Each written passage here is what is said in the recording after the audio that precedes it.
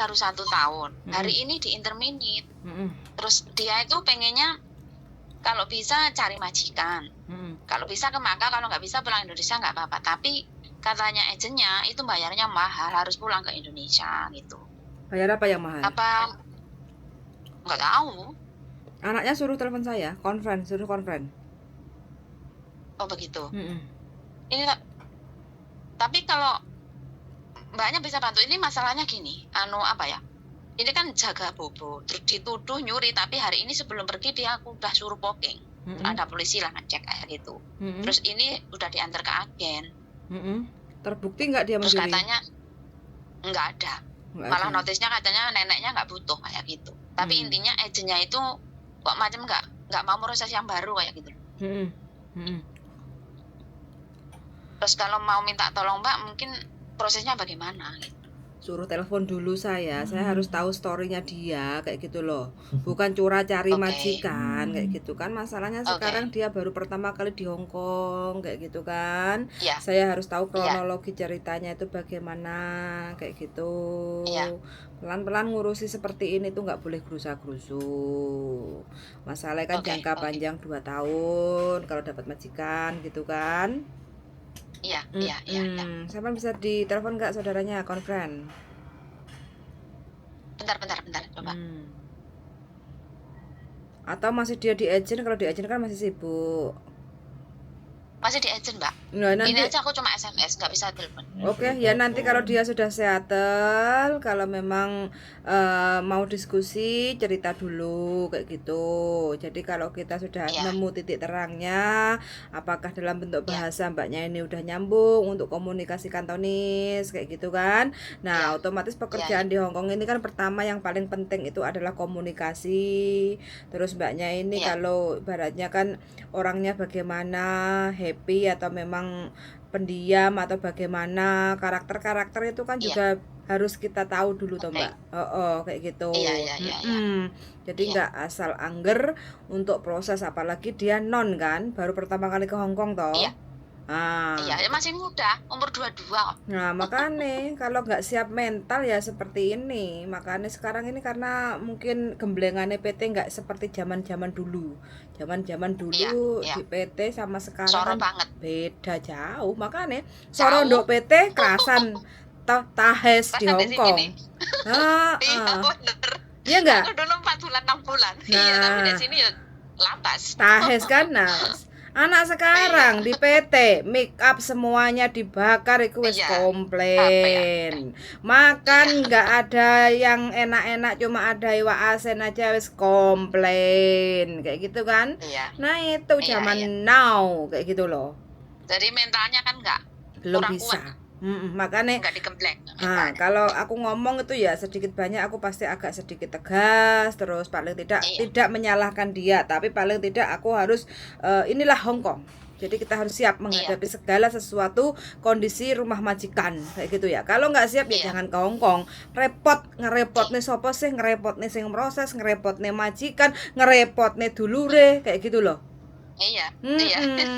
Ojo peh gajiane tok karo libure sing dipikir. Saat kondisi di rumah majikan itu seperti apa gitu loh, ya enggak? Kalau majikan mah sebajek. Jadi kita harus benar-benar menata mental dia, menyiapkan untuk kerja lagi di Hong Kong kayak gitu. Domisilinya mana toh? Adik Chung Kwan O. Indonesianya? Ponorogo, Jawa Timur. Ponorogo, oke. Kalau nanti dia proses nunggu visa tuh paling tidak nggak bisa dia pulang di rumah enak-enakan, itu nggak bisa, harus digembleng.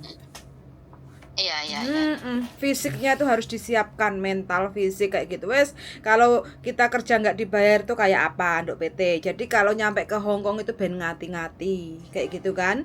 Jadi paling tidak kayak suruh ke BLK kayak gitu ya. Jadi ke BLK itu kan otomatis kerja nggak dibayar tuh, ya nggak?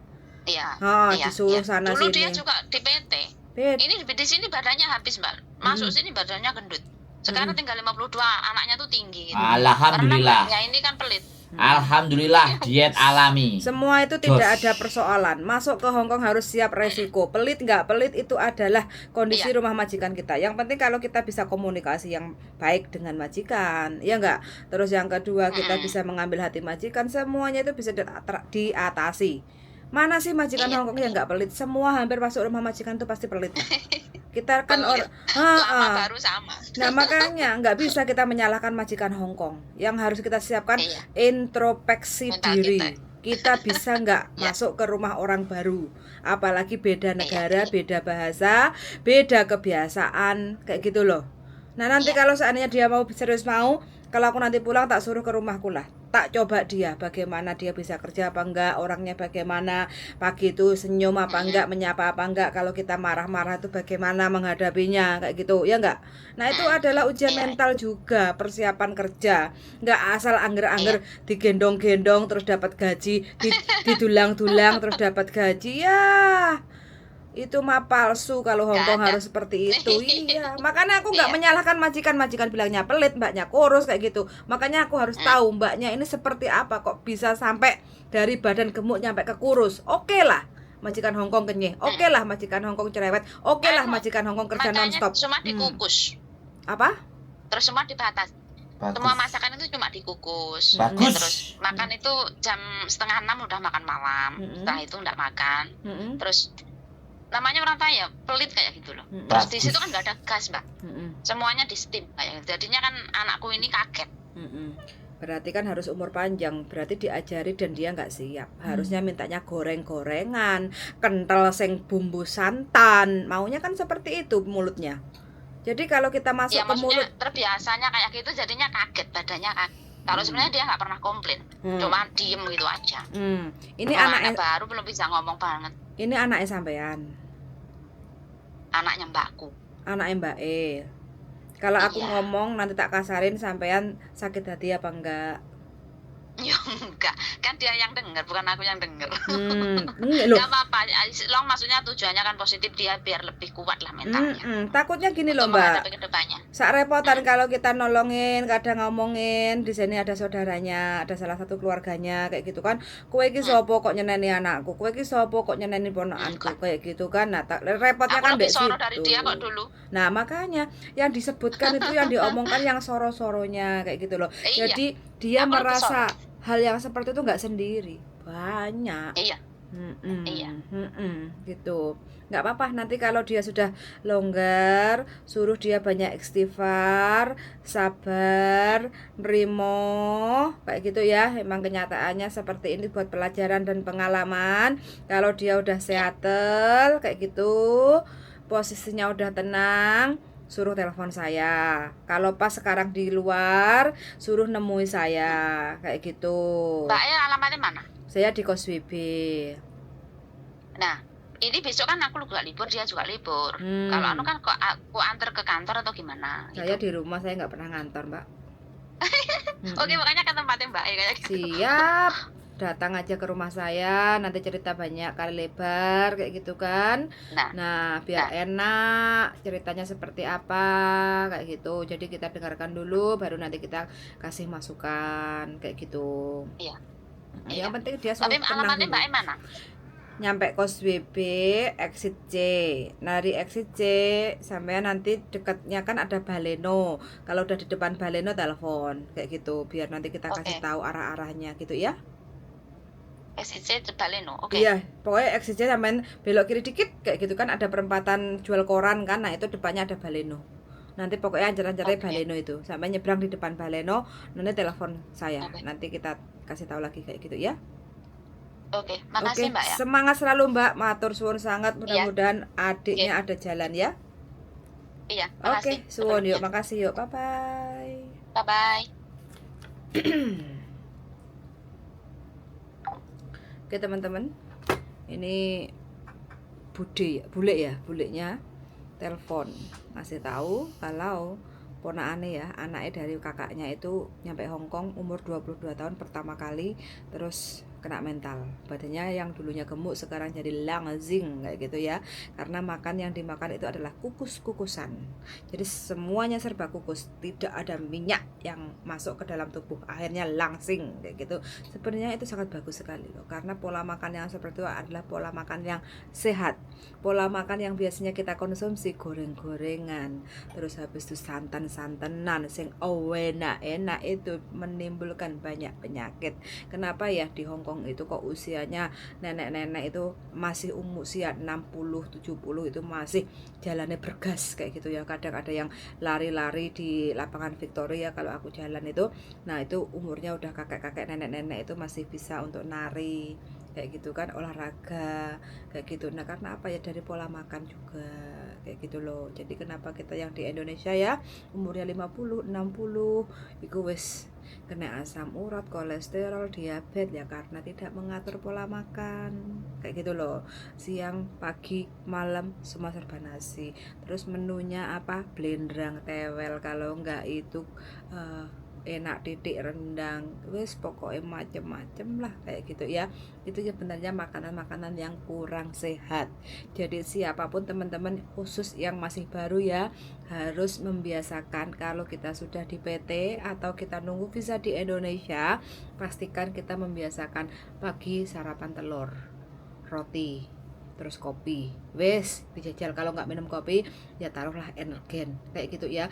Mulai dari bangun pagi jam 5 itu nanti kita makan siang, baru kita bisa masuk nasi itu jam 12, nasi atau mie. Hidup sederhana, nggak usah yang mau mewah, harus ada tempe, tahu, telur, sebarang macam kayak gitu ya.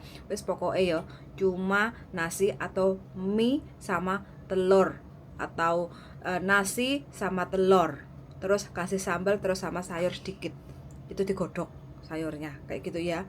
Terus sampean makan kayak gitu, dibiasakan seperti itu. Terus nanti biasa lagi sampai nggak makan lagi, malam itu sampai makan yang sedikit kayak gitu ya. Jadi kalau pas kita makan itu kadang sama majikan, kalau pas ketemu ada steam fish, kita dapat buntutnya atau kepalanya, siap menerima apa enggak kayak gitu loh ya. Ini adalah majikan Hong Kong, jadi toleransinya kita nggak usah komplain, harus siap menerima kehidupan majikan yang pada kenyataannya biasanya makannya seperti itu, dikukus, darling, dikukus, enak toh.